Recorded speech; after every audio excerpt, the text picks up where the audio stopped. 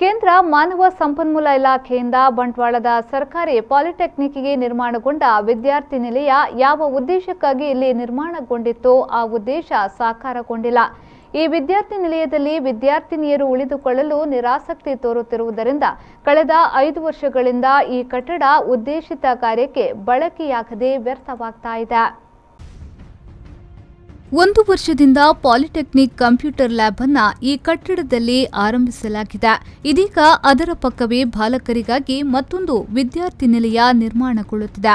ಬಂಟ್ವಾಳದ ಅರ್ಬಿಗುಡ್ಡೆಯಲ್ಲಿ ಸರ್ಕಾರಿ ಪಾಲಿಟೆಕ್ನಿಕ್ಗೆ ಸ್ವಂತ ಕಟ್ಟಡ ನಿರ್ಮಾಣಗೊಂಡ ಬಳಿಕ ಇಲ್ಲಿಗೆ ಬರುವ ವಿದ್ಯಾರ್ಥಿನಿಯರ ಅನುಕೂಲದ ದೃಷ್ಟಿಯಿಂದ ಕೇಂದ್ರ ಮಾನವ ಸಂಪನ್ಮೂಲ ಇಲಾಖೆಯಿಂದ ಇಲ್ಲಿ ವಿದ್ಯಾರ್ಥಿ ನಿಲಯವನ್ನು ಸ್ಥಾಪಿಸಲಾಯಿತು. 2011ರ ಏಪ್ರಿಲ್ 23ರಂದು ಅಂದಿನ ಬಂಟ್ವಾಳ ಶಾಸಕರಾಗಿದ್ದ ಬಿ ರಮಾನಾಥ ರೈ ಅಧ್ಯಕ್ಷತೆಯಲ್ಲಿ ಉನ್ನತ ಶಿಕ್ಷಣ ಸಚಿವ ಡಾ ವಿ.ಎಸ್. ಆಚಾರ್ಯ ಶಂಕುಸ್ಥಾಪನೆ ನೆರವೇರಿಸಿದರು. 2015ರಲ್ಲಿ ಕಟ್ಟಡ ನಿರ್ಮಾಣ ಕಾಮಗಾರಿ ಪೂರ್ಣಗೊಂಡು ಮಾರ್ಚ್ 22ರಂದು ಸಚಿವ ರಮಾನಾಥ ರೈ ಅಧ್ಯಕ್ಷತೆಯಲ್ಲಿ ಉನ್ನತ ಶಿಕ್ಷಣ ಸಚಿವ ಆರ್.ವಿ. ದೇಶಪಾಂಡೆ ಅವರು ಉದ್ಘಾಟಿಸಿದರು. ಕೋಟ್ಯಾಂತರ ರೂಪಾಯಿ ವೆಚ್ಚದಲ್ಲಿ ವಿದ್ಯಾರ್ಥಿ ನಿಲಯವೇನೋ ಉದ್ಘಾಟನೆಗೊಂಡಿತು. ಉದ್ಘಾಟನೆಗೊಂಡು 6 ವರ್ಷ ಸಮೀಪಿಸಿದೆ.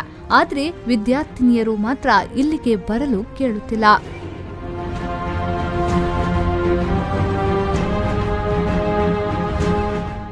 ಬಂಟ್ವಾಳದ ಸರ್ಕಾರಿ ಪಾಲಿಟೆಕ್ನಿಕ್ನಲ್ಲಿ ಪ್ರಸ್ತುತ 580 ಮಂದಿ ವಿದ್ಯಾರ್ಥಿಗಳು ಹಾಗೂ 93 ಮಂದಿ ವಿದ್ಯಾರ್ಥಿನಿಯರಿದ್ದಾರೆ. ಇಲ್ಲಿಗೆ ಬರುವ ಬಹುತೇಕ ಮಂದಿ ವಿದ್ಯಾರ್ಥಿನಿಯರು ಬಿಸಿಎಂ ಇಲಾಖೆಯ ವಿದ್ಯಾರ್ಥಿ ನಿಲಯದಲ್ಲಿ ಉಳಿದುಕೊಂಡಿದ್ದಾರೆ.